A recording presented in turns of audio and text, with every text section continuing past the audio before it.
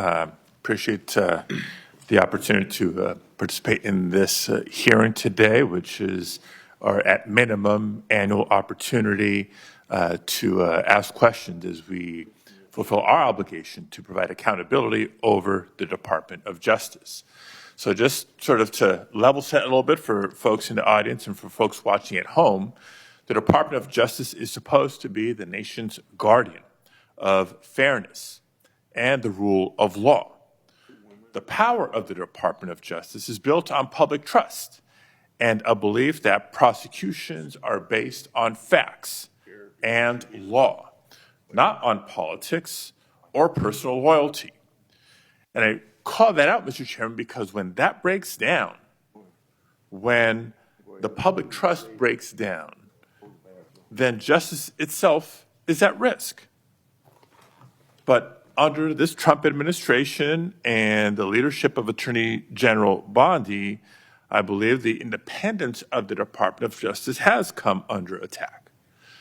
The department has been reorganized, it's been realigned, and repurposed in ways that we've never seen before. Important offices have been closed, key programs dismantled, and agents diverted, all without congressional authorization or transparent justification. Now, these are not minor bureaucratic changes. They represent a fundamental shift in the Department of Justice's missions and priorities, its policies, and its practices. Now, for example, career prosecutors have been pressured to change decisions in politically sensitive cases. Ethics oversight has been taken away from independent career professionals and handed to political appointees with little experience in these matters. Internal working groups have been created to revisit investigations involving President Trump and his allies. And together, these steps send a dangerous message that prosecutorial decisions can be driven by political loyalty instead of the law. Now, even more troubling is that the Department of Justice has pulled resources away from organized crime, away from counterterrorism, away from the protection of civil rights to focus on immigration enforcement.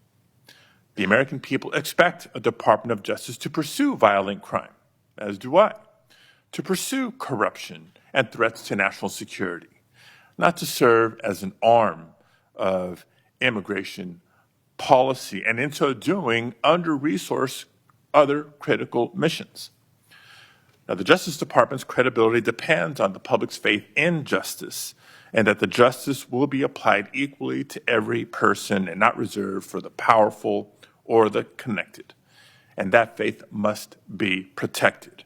And so it's in that spirit that this committee has a duty to ensure the department's work remains lawful, remains transparent, and remains true to its highest duty, the fair and impartial administration of justice. Now, that being said, I do want to get into some specific items with Attorney General Bondi here, beginning with the firing of Michelle Beckwith. Michelle Beckwith was a 15-year career prosecutor with the Department of Justice. She prosecuted in her career some of the worst in my home state of California: sex traffickers, transnational terrorists, those who this administration claims to care about and be targeting, prioritizing in taking them off the streets. And it may surprise some to learn that Ms. Beckwith was unceremoniously marched out of her office and fired from her job in July of this year. Why? Not because she failed to do her job, quite the opposite.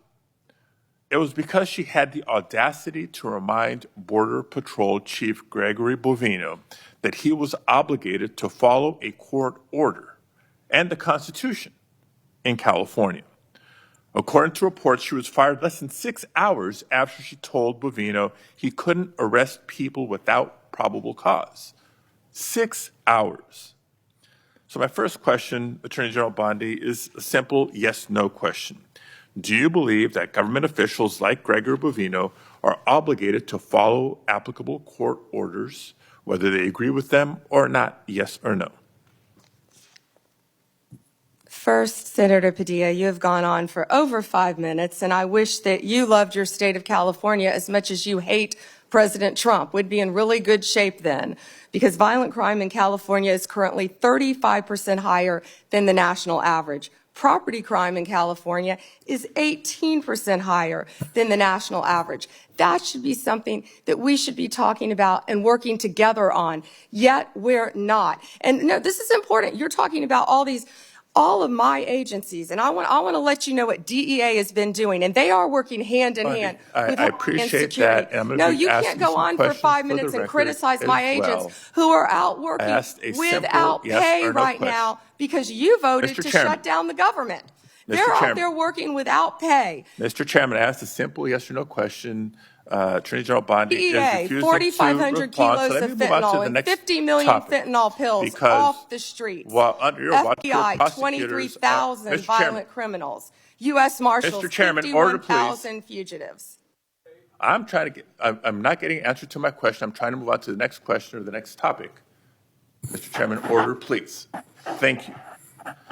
Because under Attorney General Bondi's watch, career prosecutors are being fired for telling agencies to follow the law and uphold the Constitution. Meanwhile, there are instances of allies of the president who seem to be getting let off the hook. I won't reiterate what some of my colleagues have already brought up in terms of the dismissal of the investigation into Tom Homan and his alleged acceptance of $50,000 as payment by undercover FBI agents posing as business executives looking to secure contracts with a future Trump administration.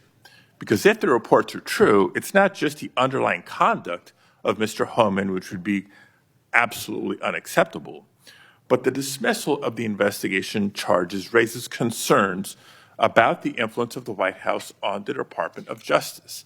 Again, a simple question, and I'd appreciate a simple and brief answer. Whose decision was it to end this investigation? I have answered that question multiple times, yet you didn't have the courtesy to be sitting in here for the hearing. I'm not going to answer it again.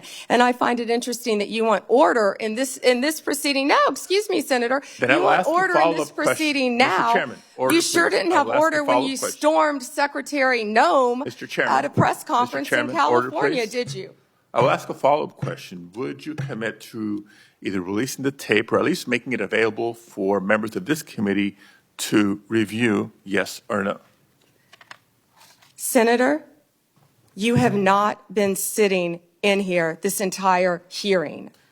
I've answered the question, and I also want to tell you that our ATF agents have seized 25,000 illegal firearms. So we will try again and move on to a different In your topic. home state, we are prosecuting Chairman, illegal order, aliens please. who have raped Mr. Chairman, and murdered young order, girls. Please. Thank you. So when I haven't been in this hearing, I've been watching from my office, monitoring the entire hearing, just so everybody is aware. But since I'm not getting answers to my questions, I'll try to ask one last subject area. Now, again, there's been increasing concerns about the politicized decision-making and the erosion of internal safeguards that protect prosecutorial independence. Before we even get into the integrity and independence of prosecutions, we get into, you have to ask the question about the independence and integrity of investigations themselves. The director of the FBI, Director Patel, was here before us just a few weeks ago. Attorney General Bondi, you are the Attorney General of the United States. Director Patel reports to you. Do you believe he's doing a good job, yes or no? I believe Director Patel is doing a great job. You know where he is right now, Senator Padilla? Right now, you asked me a question. Yes, Director I know Patel where he right is, now and I know where is he's in headed Chicago, because you Senator said it earlier Durbin, in the hearing. fighting to keep You've said it Chicago earlier in the hearing, and yes, I have been paying attention. You know, you want order in here now, yet you stormed the Director of Homeland Security, Kristi Noem. You sure didn't have order that day, did you, Senator? Attorney General, you are under oath. I did not storm the secretary, the video. Oh, that was on video. That clear. video has been released, I believe, very publicly. Mr. Chairman, recent actions raise serious concerns about Director Patel's judgment and politicization, including lawsuits from former FBI officials alleging retaliatory firings, and his decision to cut off longstanding partnerships with civil rights organizations, and his decision to fire an FBI agent for refusing to engage in a, quote, perp walk of James Comey. And on top of all that, his prematurely claiming that subjects were in custody after the shooting of Charlie Kirk. I take Attorney General Bondi's endorsement today of his work as her support for those actions. Thank you, Mr. Chair. May I respond, Senator Chairman? Yes. Under Director Patel, 23,000 violent criminals have been arrested, a 91% increase over last year. More than 1,500 child predators have been arrested. We are making cases in your jurisdiction constantly in California, and I wish you would care about those cases. We have disrupted 1,600 gangs and criminal enterprises, 1,600 gangs within this country, thanks to Director Patel and the great men and women of the FBI. Senator Schmidt. Thank you, Mr. Chairman. How are you today, Attorney General? It's good to see you. Have a